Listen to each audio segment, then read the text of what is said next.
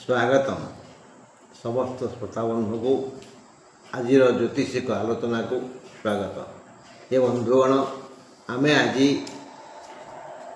Mean राशि उपरे जो प्रपाठ करिबा तार सारांश है असुर गुरु शुक्र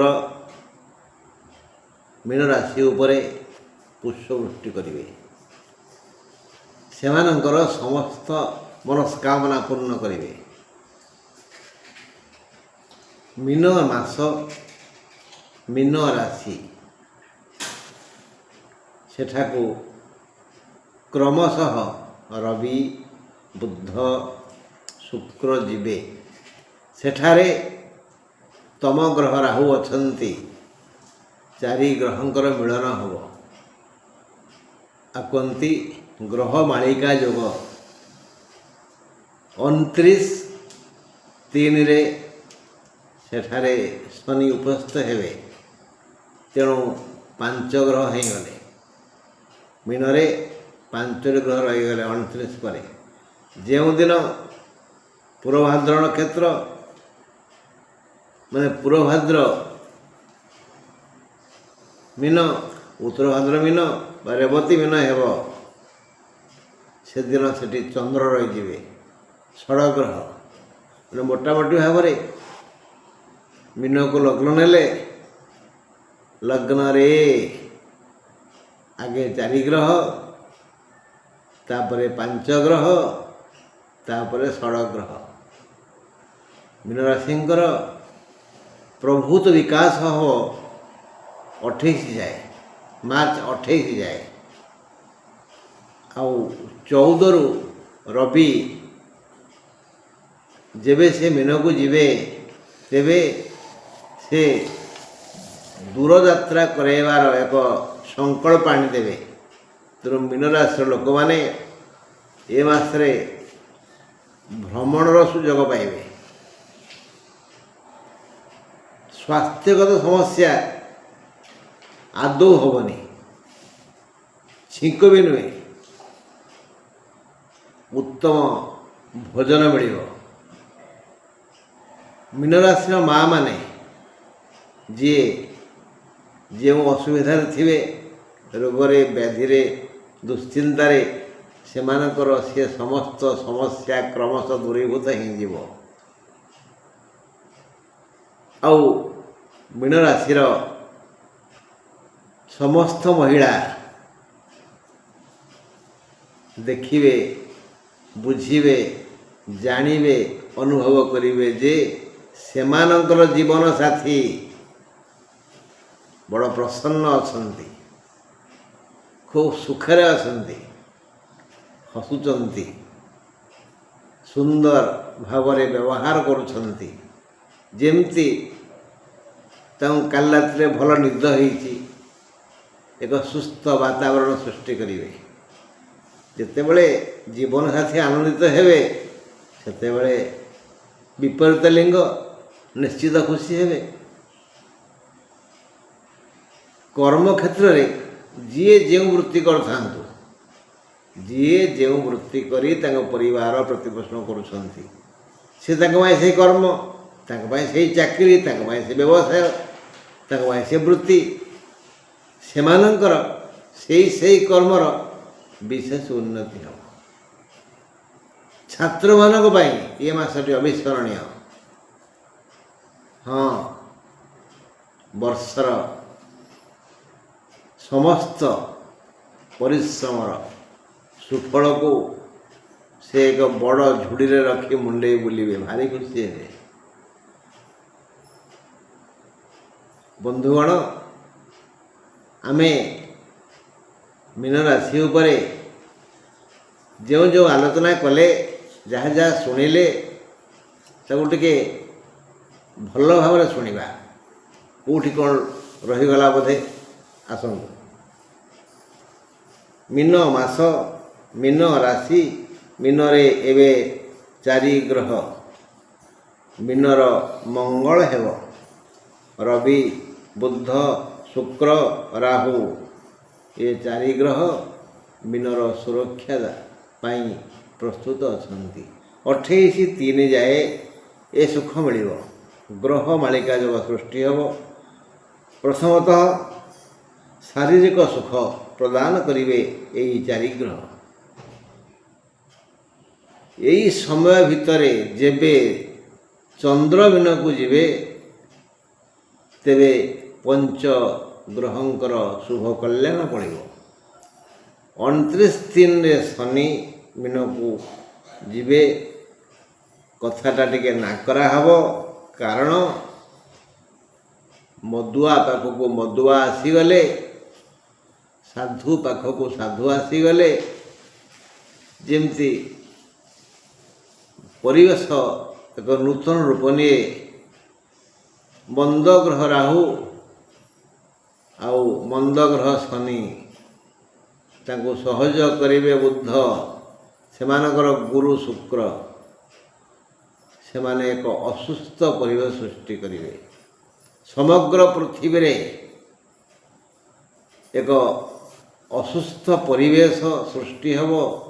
ଜନମାନସରେ ବିପ୍ଳବ ସୃଷ୍ଟି ହେବ। ପ୍ରାକୃତିକ ବିପର୍ଯ୍ୟୟ କେତେବେଳେ କାହାକୁ କି ପ୍ରକାର ଦୁଃଖ ଦେବ ସେଟା ଭାବି ହେଉନି। ହଁ, ଏମାନେ ସମସ୍ତେ ଏକ କୁମନ୍ତ୍ରଣା କରିବେ। ତେଣୁ ସେଠାରେ ମୁଖ୍ୟତଃ ବହୁଦିନରୁ ଅପେକ୍ଷାଶୀଳ ଥିଲେ ରାହୁ, ସହଯୋଗ ପାଉନଥିଲେ, ଉତ୍ପାତ କରୁଥିଲେ ପ୍ରାୟ ଅନ୍ୟ ରାଶିମାନଙ୍କୁ। ଏବେ ସେ ତାଙ୍କର ଔତ୍ପାତିକ ମନୋଭାବକୁ ବଢ଼ାଇ ଦେବେ। ତେଣୁ ସେମାନେ ବସି କୁମନ୍ତ୍ରଣା କରିବେ। ରବି ଏକାକୀ ହୋଇଯିବେ। ଏହାକୁ ପଞ୍ଚଗ୍ରହକୂଟ କୁହାଯାଏ।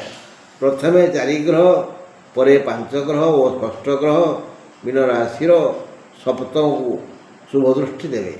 ଫଳରେ ଜୀବନସାଥୀଙ୍କର ଜୀବନ ଉପଭୋଗ୍ୟ ହେବ। ତାଙ୍କର ସମସ୍ତ ମନସ୍କାମନା ପୂର୍ଣ୍ଣ ହେବାର ସୁଯୋଗ ଆସିଗଲା ବୋଲି ଜାଣନ୍ତୁ।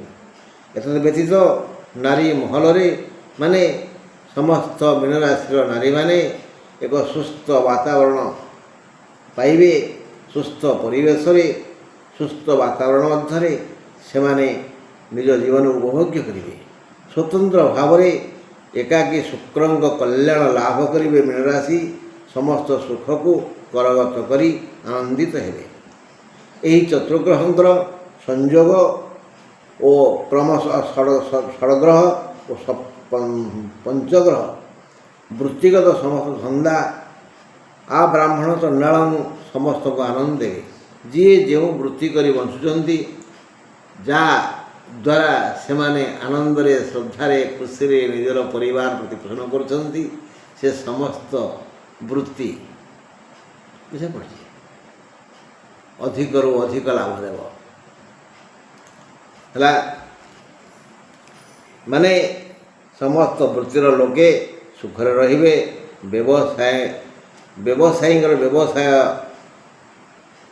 ବଢ଼ିଯିବ। ବ୍ୟବସାୟର ଉତ୍ତରୋତ୍ତର ଉନ୍ନତି ହେବା ସଙ୍ଗେ ସଙ୍ଗେ ସେମାନେ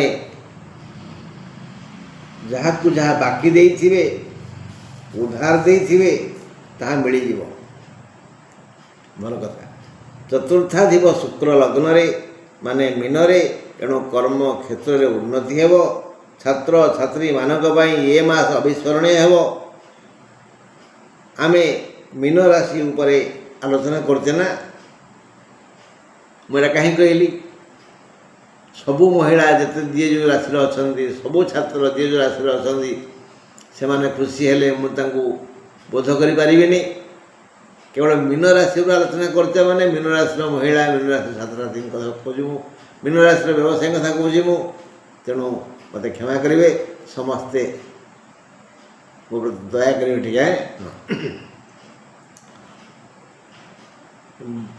ମାନେ ମୀନ ରାଶିର ମା' ମାନଙ୍କର ସ୍ୱାସ୍ଥ୍ୟର ବିକାଶ ହେବ, ସ୍ୱାସ୍ଥ୍ୟ ଠିକ୍ଠାକ୍ ରହିବ। ଗୁରୁ ରେବତୀ ନକ୍ଷତ୍ର ମାନେ 27 ନକ୍ଷତ୍ର ଉପରେ କେବଳ ଶୁଭକାମନା କରିବେ। ଗୁରୁଙ୍କ ଯୋଗୁଁ ରେବତୀ ନକ୍ଷତ୍ରର ସମସ୍ତ ମୀନ ରାଶି ଧନ ଜନ ଉପଲବ୍ଧି ପାଇବେ। ରବି 25 ନକ୍ଷତ୍ର ମାନେ ପୂର୍ବଭାଦ୍ର ନକ୍ଷତ୍ରକୁ ସୁଖ ଓ ଶାନ୍ତି ଦେବେ। ଶନି 24, 25 ନାଇଁ 25, 26, 27 ପୂର୍ବଭାଦ୍ର, ଉତ୍ତରଭାଦ୍ର, ରେବତୀ ଏ ନକ୍ଷତ୍ର ତ୍ରୟଙ୍କୁ ବହୁତ ଆନନ୍ଦ ଦେବେ। ତାଙ୍କ ପାଖ ଛାଡ଼ିବେନି। ଛୋଟ ପିଲା ମା' କାନି ଧରିଲା ଭଳି ଇଏ 25, 26, 27 ନକ୍ଷତ୍ରଙ୍କ ପାଖେ ପାଖେ ରହି ଶନି ତାଙ୍କ ମନରେ ବିଜୟର ଆଶା ସୃଷ୍ଟି କରିବେ। ଯିଏ ଯେଉଁ କାମ କରୁଥିବେ ତାଙ୍କର ସେଥିରେ ଉନ୍ନତି ହେବ, ବିଜୟ ହେବ, ସେ ବିଜୟୀ ହେବେ। ବିଜୟର ସ୍ୟନ୍ଦନ ଚଢ଼ି ସେ ବୁଲିବେ ଶନିଙ୍କ କଲ୍ୟାଣ। ଏହି ସମସ୍ତ ନକ୍ଷତ୍ରର ହାତ ଧରି ଭାତ ଖୁଆଇ ଦେବେ ଶନି। ଗୀତ ଗାଇ ଗାଇ ଚିତ୍ତ ଶାନ୍ତ କରିବେ ଶନି। ଶନି ପ୍ରସନ୍ନ ଅଛନ୍ତି ମୀନ ରାଶି ଉପରେ। କାହିଁକି? ସେ ଏବେ ମୀନରେ ରହିବେ। ତେଣୁ ତାଙ୍କୁ ଯଦି ମୀନ ମାନେ ଏ ନକ୍ଷତ୍ର 3 ଜଣ ମଶା ହେଇ ବା ଛାରପ ହେଇ କାମୁଡ଼ିବେ ଛଟପଟ ହେଇଯିବେ ନା। ତେଣୁ ଆଗେ ନିଜର ଆସ୍ଥାନ ବଢ଼ାଇବା ପାଇଁ ସେ ଏହି 3 ନକ୍ଷତ୍ରଙ୍କୁ ପରମ ଶାନ୍ତି ଓ ସୁଖ ଦେବେ। ଜନ୍ମ ବୁଦ୍ଧ କୌଣସି କାର୍ଯ୍ୟ କରାଇ ଦେବେନି। ଚତୁର୍ଥ ମଙ୍ଗଳ 3 ଏପ୍ରିଲ ଯାଏ ଶତ୍ରୁ ବୃଦ୍ଧି କରିବେ। 4ରୁ ମଙ୍ଗଳ ଦେହ ଖରାପ ହେବା ପାଇଁ ପ୍ଲାନ୍ କରିବେ। ଜନ୍ମ ବୁଦ୍ଧ କୌଣସି କାର୍ଯ୍ୟ କରାଇ ଦେବେନି। ତୃତୀୟ ଗୁରୁ ବିବିଧ ରୋଗକୁ ଆବାହନ କରିବେ। ଏହିପରି ଅନେକ କାରଣ ପାଇଁ ଏ ମାସ ବହୁତ ପୀଡ଼ା ଦେବ। କା ପାଇଁ? ମଙ୍ଗଳ, ବୃହସ୍ପତି ଓ ବୁଦ୍ଧଙ୍କ ପାଇଁ। ଧନହାନି ହେଇପାରେ। କୌଣସି ଏକ ଠକ ହାବୁଡ଼ରେ ପଡ଼ିଯାଇପାରନ୍ତି। ରାହୁ ଓ ଶନି ବିବିଧ ହାନି କରିପାରନ୍ତି। ଅଲଗା ଅଲଗା ଭାବରେ ତ ଶନି ଦୟା କଲେ। ଯେତେବେଳେ ରାହୁର ପରାମର୍ଶ ମାନିବେ ବା ରାହୁ ଚାହିଁବ ଲୋକଙ୍କର କ୍ଷତି ହେଉ ସେତେବେଳେ ବିବିଧ ହାନି ହେବ। ଏହି 4-5 ଗ୍ରହଙ୍କର ମିଳିତ ମନ୍ତ୍ରଣା ଇଏ ସମସ୍ତ ଦୁଃଖରୁ ସୁରକ୍ଷା ଦେବ। ଅଲଗା ଅଲଗା ଯେତେବେଳେ ସେମାନେ ଏ ଦୁଶ୍ଚିନ୍ତା କରିବେ ସେତେବେଳେ ଟିକେ ଏପଟକୁ ସେପଟକୁ ଚାହିଁବେ। ତମେ ଯେଉଁ ଭାବନା କରୁଛ ଆମେ ଦେଖୁଛୁ, ଆମେ ଜାଣୁଛୁ, ନାଇଁ ନାଇଁ ନାଇଁ ନାଇଁ ନାଇଁ ନାଇଁ ବୁଦ୍ଧ, ଶନି, ରାହୁ ଯେଉଁ କୁମନ୍ତ୍ରଣା କରିବେ ସେ ତାଙ୍କ ମନରେ ରହିଯିବ। ଅର୍ଥାତ୍ ମୀନରାଶିର ଲୋକମାନେ ଅନେକ ଦୁଃଖକୁ ବାହାରେ ପ୍ରକାଶ କରିପାରିବେ ନାହିଁ। ବାସ୍। ତଥାପି ସମସ୍ତ ମୀନରାଶିର ବ୍ୟକ୍ତି 2 ଓଳି ମନେ କରି 10 ଥର ଲେଖା ମହାମୃତ୍ୟୁଞ୍ଜୟ ମନ୍ତ୍ର ପାଠ କରନ୍ତୁ। ମହାମୃତ୍ୟୁଞ୍ଜୟ ମନ୍ତ୍ର ସକାଳେ 10 ଥର, ସନ୍ଧ୍ୟାରେ 10 ଥର। ସକାଳେ ସ୍ନାନ ପରେ, ସକାଳେ ବୁଲାବୁଲି କରୁଛ, କାମ ହାତରେ କମ୍ ଟିକେ। ସଞ୍ଜରେ ଯେତେବେଳେ ଆମେ ଘରକୁ ଫେରିବା, ଯିଏ ଯେଉଁ ବୃତ୍ତି କରୁଥାଉ ନା କାହିଁକି, ହାତ ଗୋଡ଼ ଧୋଇକିରି ଟିକେ ମହାଦେବଙ୍କୁ ଖୁସି କରିବା ପାଇଁ ମହାମୃତ୍ୟୁଞ୍ଜୟ ମନ୍ତ୍ର ପାଠ କରିବା। ହେଲେ କ'ଣ ହେବ? ଏ ଯେଉଁ ପଞ୍ଚଗ୍ରହ, ଷଡ଼ଗ୍ରହ, ଚତୁର୍ଗ୍ରହ ଟିକେ ଦୁଶ୍ଚିନ୍ତା କରିବେ। ସେ ଦୁଶ୍ଚିନ୍ତା କରୁଥିଲା ବେଳେ ଭଗବାନ ଶିବଙ୍କର ବ୍ରହ୍ମ ଚାପୁଡ଼ା ତା ଗାଲରେ ବାଜିବ। ତେଣୁ ସେଠି ହଇଚଇ ହେଇଯିବେ, ଦୁଶ୍ଚିନ୍ତା କରିପାରିବେନି। ତେଣୁ ହେ ମୀନରାଶିର ସମସ୍ତ ବନ୍ଧୁ, ନିଜର ଶୁଭ ଓ ସୁଖ ପାଇଁ ମହାଦେବଙ୍କୁ ସ୍ମରଣ କରନ୍ତୁ, ମହାଦେବଙ୍କର ଶରଣ ଯାଆନ୍ତୁ ଓ ମହାମୃତ୍ୟୁଞ୍ଜୟ ମନ୍ତ୍ର ପାଠ କରନ୍ତୁ। ସକାଳେ 10 ଥର, ସନ୍ଧ୍ୟାରେ 10 ଥର। ଯଦି ପାରିବେ ଶିବ ମନ୍ଦିର ଯିବେ। ଯେଉଁ ବାସୁଦେବ ଅର୍ଥାତ୍ ବାସୁଆ ବଳଦ ମାନେ ବୃଷଭ ଅଛନ୍ତି, ନିଜ ଦୁଃଖକୁ ତାଙ୍କ କାନେ କାନେ କହିବେ। ଆଉ ଆଗେ ତାଙ୍କ ପଛପଟୁ, ବୃଷଭଙ୍କ ପଛପଟରେ ତାଙ୍କ ଅଣ୍ଡକୋଷକୁ ଆଉଁସି ପ୍ରଣାମ କରିବେ। ଓମ୍ ନମଃ ଶିବାୟ ବାରମ୍ବାର କହିବେ। ତାପରେ ଦୁଃଖ ଜଣାଇବେ। ତାପରେ ଶିବଙ୍କୁ ଆଣ୍ଠି ପ୍ରଣାମ କରିବେ, ଭୂମିଷ୍ଠ ପ୍ରଣାମ କରିବେ, ଘରକୁ ଆସିବେ। ଆପଣଙ୍କର ବିଶେଷ ମଙ୍ଗଳ ହେବ। ଜୟ ହେଉ। ओम शांति शांति शांति।